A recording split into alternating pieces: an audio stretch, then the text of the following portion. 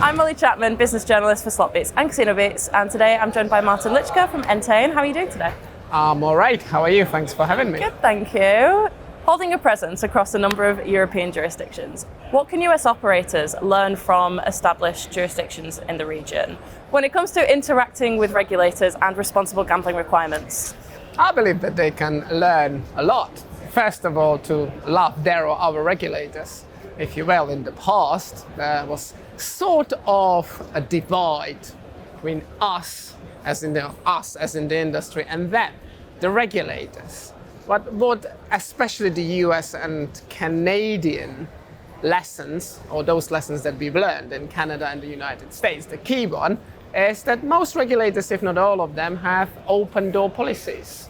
I happened to have interviewed David Reebok from New Jersey's DGE yesterday, and he's a perfect example of it. They instituted that rule many, many moons ago, and if an operator has an issue, all they need to do, and all their best advice to do, is to go and speak to DGE. And as I've said, many other regulators, and these days across the world, have a similar approach to issues. So let's sit down, talk, bash it out. It's much better to stick in head in the proverbial sand and trying to ignore an issue that we may have when it comes to regulation or responsible gambling issues.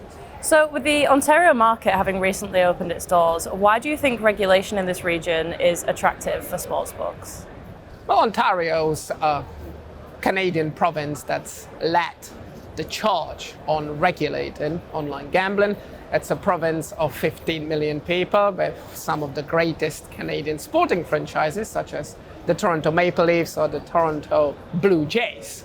So that's why it was so important for Ontario, but also the industry, to open the market. Going back to my previous answer, similarly to the US and other global regulators, the AGCO and IGO, the Ontario regulatory bodies, do have an open door policy, so we could always go and have a conversation with them, both in the run-up to the market launch in April earlier this year, and then ever since.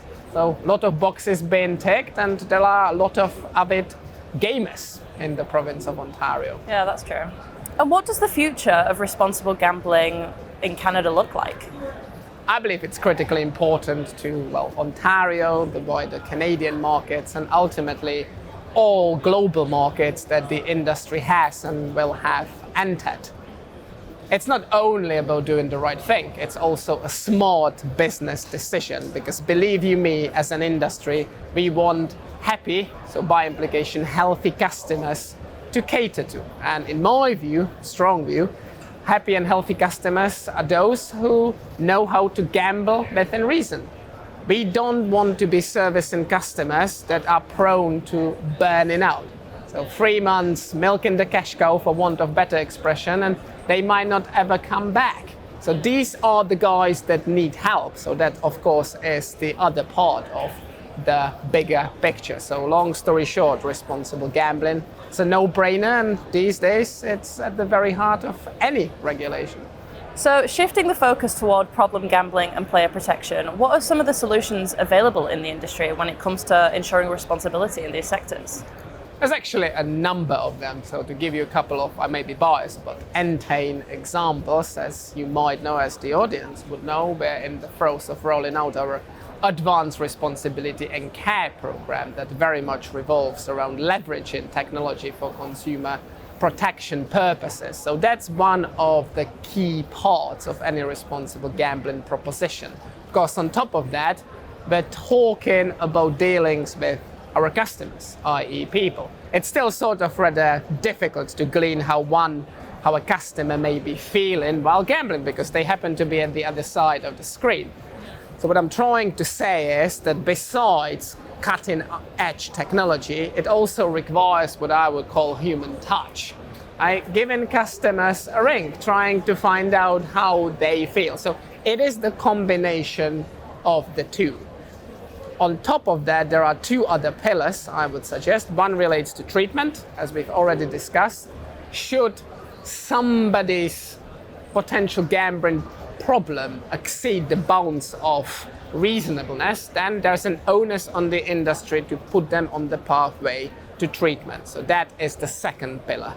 And then the final pillar relates to prevention and education. We've been launching a number of projects and programs around the world that are designed to educate the public at large, but also especially vulnerable groups within the wider public about both problem, but crucial and critically also responsible gambling. If you choose to play, nobody's forcing you. Please do learn about how to do it responsibly. So these, to my mind, are the three key pillars. Educate with a view to trying to prevent. Should it sadly go pear-shaped, then put the customers on the treatment path. But of course, in the meantime, as they continue gamble, including those who can and do it reasonably, keep giving them all the tools, processes and protocols they need that they can stay in the lane. So is the UK still seen as the gold standard for US gambling stakeholders? Well, I'll give you a lawyerly answer, if I may, yes and no. It's very clear that the US regulators keep a very close eye on the happenings across the pond, especially in the UK. But then it's not as though the US or even the Canadian and prospectively Brazilian regulators could grab a piece of European or UK, if UK is still in Europe these days, God knows, regulation and just foist it on their own market environment. So yes, it is a standard that they do bear in mind while regulating, and the upcoming white paper, and I'm sure we will move on to talking about that, the upcoming white paper will show whether it's still the gold standard as it once was or not anymore.